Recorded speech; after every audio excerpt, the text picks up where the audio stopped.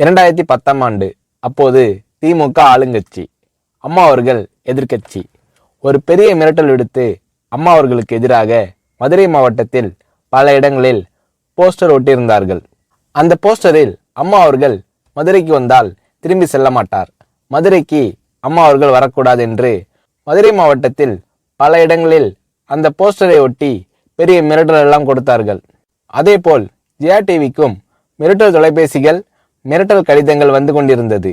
ஜெயா டிவியின் செய்தி பிரிவினர் இந்த மிரட்டல்களை பற்றியெல்லாம் தியாகத்தலைவி சின்னம்மா அவர்களிடம் சொல்லி அம்மா அவர்களின் கவனத்திற்கு கொண்டு சென்றார்கள். அம்மா அவர்கள் துணிச்சல், வீரம், கம்பீரம் இவற்றின் ஒட்டுமொத்த உருவம்.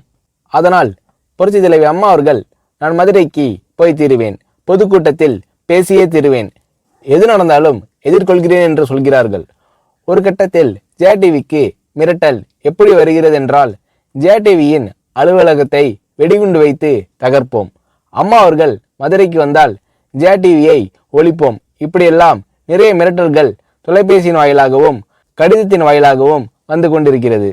இந்த மிரட்டல்களை எல்லாம் கடந்து அம்மா அவர்கள் மதுரைக்கு சென்று பிரம்மாண்டமான பொதுக்கூட்டத்தில் லட்சக்கணக்கான மக்கள் மத்தியில் எழுச்சி உரையாற்றும் போது, ஒரு எதிர்க்கட்சியின் தலைவி என்ற முறையில் என்னை நீங்கள் மிரட்டுங்கள், ஒரு எதிர்க்கட்சியினை நான் நடத்துகிறேன் என்பதற்காக கழகத்தை மிரட்டுங்கள், ஜெயா டிவியை எதற்காக மிரட்டுகிறீர்கள், ஜெயா டிவியின் அலுவலகத்தை நீங்கள் தகர்ப்பீர்களா, ஜெயா டிவியை நீங்கள் ஒழித்து கட்டிவிடுவீர்களா, பார்க்கலாமா, ஜெயா டிவியை ஒழித்து கட்டிவிட்டால் என்னுடைய அரசியல் குரலை ஒழித்து விடலாம் என்று கனவு காணுகிறீர்களா?